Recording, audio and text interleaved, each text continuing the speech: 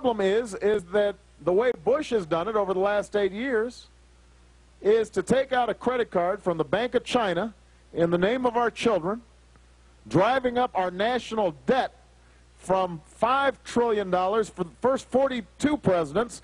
Number 43 added $4 trillion by his lonesome, so that we now have over $9 trillion of debt that we are going to have to pay back.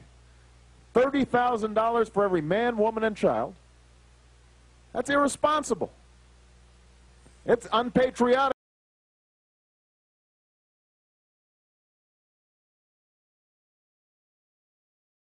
We've also got to make spending cuts. And what I've proposed, you'll hear Senator McCain say, well, he's proposing a whole bunch of new spending, but actually I am cutting more than I'm spending, so that it will be a net spending cut. And I want to go through the federal budget line by line, page by page.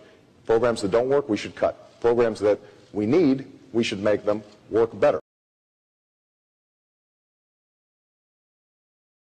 Just because a program, a special interest tax break, or corporate subsidy is hidden in this year's budget does not mean that it will survive the next.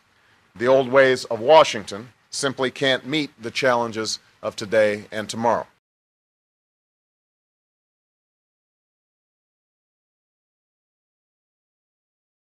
We cannot and will not sustain deficits like these without end. Contrary to the prevailing wisdom in Washington these past few years, we cannot simply spend as we please and defer the consequences to the next budget, the next administration, or the next generation. We are paying the price for these deficits right now. In 2008 alone, we paid $250 billion in interest on our debt, 1 in every 10 taxpayer dollars. That is more than 3 times what we spent on education that year, more than 7 times what we spent on VA health care.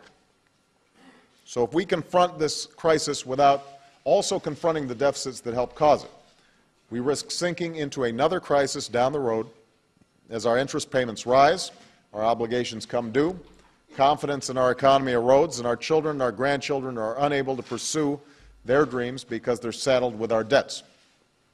And that's why today I'm pledging to cut the deficit we inherited by half by the end of my first term in office.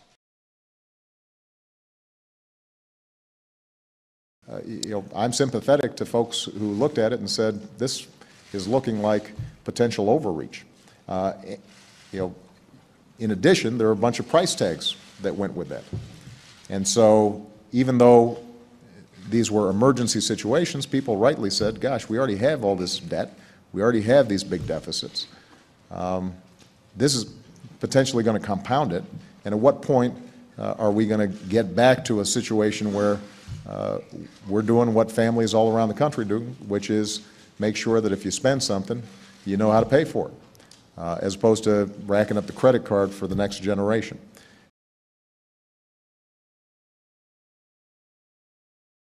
One of the things, the messages that I delivered today to all members of the Cabinet was, as well as you've already done, you're going to have to do more.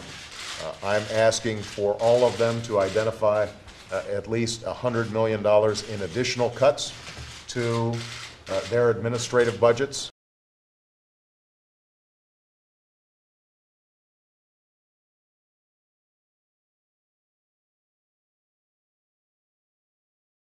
Raising the debt ceiling does not authorize more spending. It simply allows the country to pay for spending that Congress has already committed to.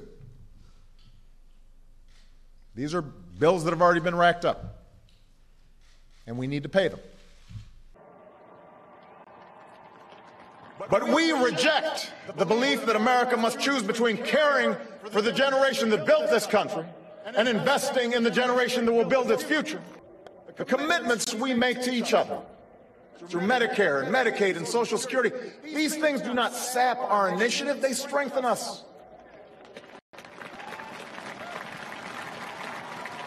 They do not make us a nation of takers.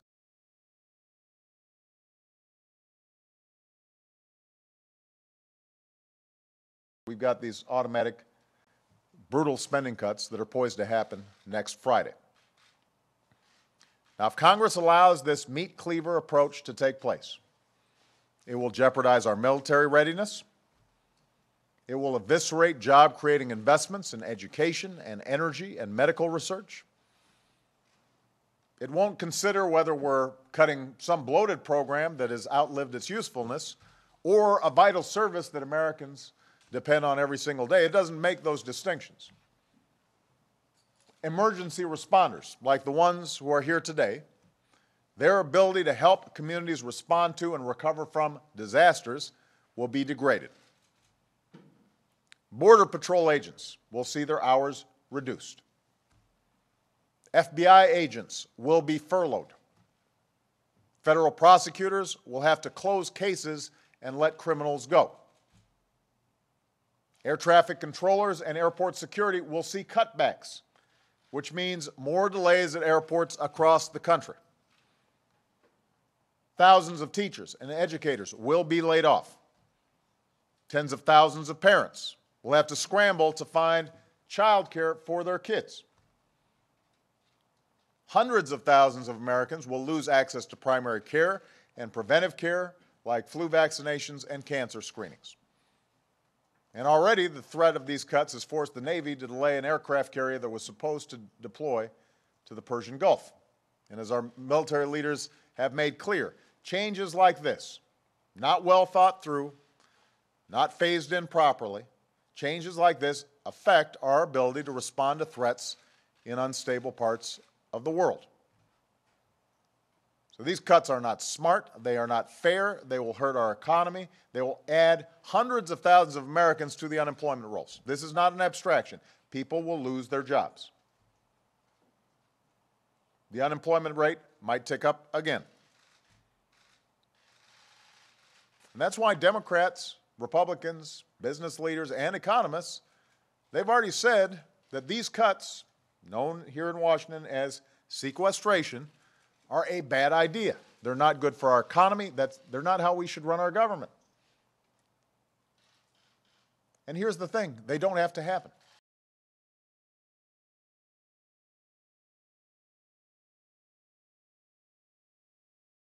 Well, nobody else could make a decision but me because I was the president, and the final decision comes to the president, you know. I used to have a sign on my desk that said, "The buck stops here." The buck stops at the president's desk when he's president of the United States, and he either makes the decisions or he lets them go by default, and you can't afford to do that when you're president.